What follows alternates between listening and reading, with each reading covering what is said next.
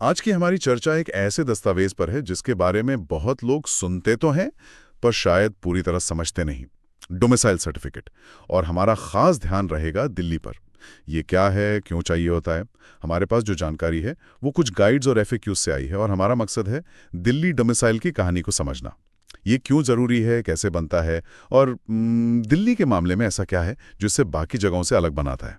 ठीक है, तो चलिए शुरू से शुरू करते हैं।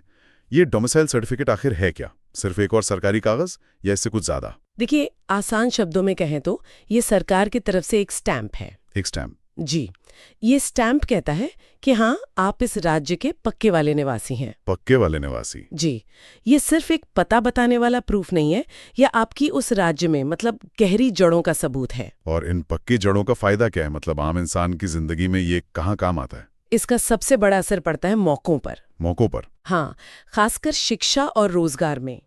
जैसे दिल्ली के सरकारी कॉलेजों में 85% सीटें उन स्टूडेंट्स के लिए रिजर्व होती हैं अच्छा। जिनके पास दिल्ली का डोमिसाइल है।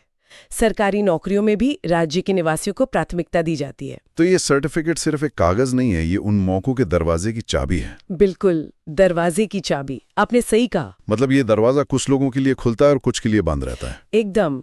और इसीलिए कई लोग इसे एक गेट कीपिंग टूल भी कहते हैं। Gatekeeping tool? हाँ, हर राज्य चाहता है कि उसके जो संसाधन हैं, जैसे सब्सिडी, स्कॉलरशिप या सीटें, वो सबसे पहले उसके अपने निवासियों को मिले। ये सर्टिफिकेट यही सुनिश्चित करने का एक तरीका है। तो ये तो हुई आम बात जो देश के ज्यादातर हिस्सों में लागू होती है। लेकिन हमारे श्रोतों में दिल्ली को लेकर एक पहेली छिपी है। एक तरफ यहाँ का सर्टिफिकेट जिंदगी भर के लिए है, जो बहुत आसान लगता है, तो दूसरी तरफ इसे बनवाना ज्यादा मुश्किल क्यों है? चलिए इस गुत्थी को सुलझाते हैं। ये दिल्ली की कहानी का सबसे दिलचस्प पहलू है। पहले आसान हिस्से की बात करते हैं, लाइफ टाइम वैलिडिटी। हाँ, ये तो मैंने भी पढ़ा था। ज्यादातर राज्यों में आपको इसे समय समय पर रिन्यू कराना पड़ता है, लेकिन दिल्ली में एक बार बन गया तो हमेशा के लिए छुट्टी। अच्छा, ये लाइफ टाइम वैलिडिटी वाली बात तो कमाल है। ज्यादातर सरकारी दस्तावेजों की तो एक्सपायरी डेट होती है।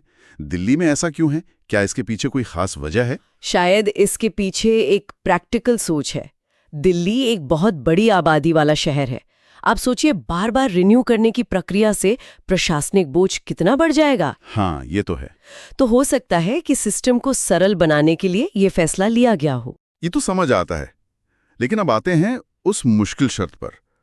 वो क्या है जो इसे पाना इतना कठिन बना देती है? वो शर्त है समय की। समय की? जी, दिल्ली का डोमिसाइल सर्टिफिकेट बनवाने के लिए आपको ये साबित करना होता है कि आप यहाँ कम से कम पिछले 3 से 5 साल से लगातार रह रहे हैं। 3 से 5 साल? हाँ, सिर्फ दिल्ली में घर होने से काम नहीं चलता, आपको यहाँ रहने की एक हिस्ट्री दिखानी पड़ती है। लेकिन क्या ये शर्त थोड़ी सख्त नहीं है? दिल्ली तो प्रवासियों का शहर है। हर साल लाखों लोग यहाँ काम करने पढ़ने आते हैं। क्या ये नियम उन लोगों को बाहर नहीं कर देता जो शहर की अर्थव्यवस्था में योगदान तो दे रहे हैं पर? बिल्कुल, यही तो वो बहस है जहाँ ये नियम एक गेट कीपर की तरह काम करता है। कल्पना कीजिए, कोई बिहार से नौकरी करने दिल्ली आया है। उसे अपने बच्चे का एडमिशन कराना है, लेकिन उसे दिल्ली में रहते हुए अभी सिर्फ 2 साल हुए हैं। तो वो फायदा नहीं उठा पाएगा? नहीं, इस 3 से 5 साल के नियम की वजह से वो डोमिसाइल के आधार पर मिलने वाले कोटे का फायदा नहीं उठा पाएगा। राज्य के नजरिए से ये संसाधनों का बंटवारा है, लेकिन उस व्यक्ति के नजरिए से ये एक बहुत बड़ी दीवार है। तो मतलब दिल्ली का डोमिसाइल एक दोधारी तलवार जैसा है। एक बार मिल गया तो जिंदगी भर की फुर्सत, लेकिन उसे पाने का रास्ता थोड़ा लंबा और शर्तों से भरा है। एकदम सही। आपको दिल्ली के पते वाले पुराने दस्तावेज दिखाने पड़ते हैं, जैसे वोटर आईडी या रजिस्टर्ड रेंट एग्रीमेंट। ये साबित करने के लिए कि आप सिर्फ आज यहाँ नहीं हैं, बल्कि कल भी यहीं थे। बिल्कुल। ये सिर्फ आपके वर्तमान पते का नहीं, बल्कि आपके अतीत के जुड़ाव का भी प्रमाण मांगता है। तो इन सब का क्या मतलब है?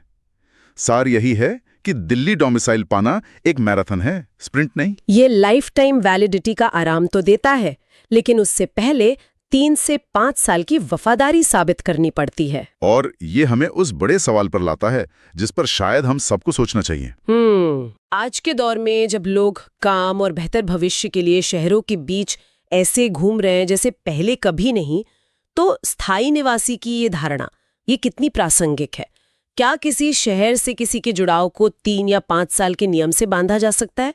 ये सवाल सिर्फ एक सर्टिफिकेट का नहीं, बल्कि आज के भारत में नागरिक और निवासी होने के मतलब का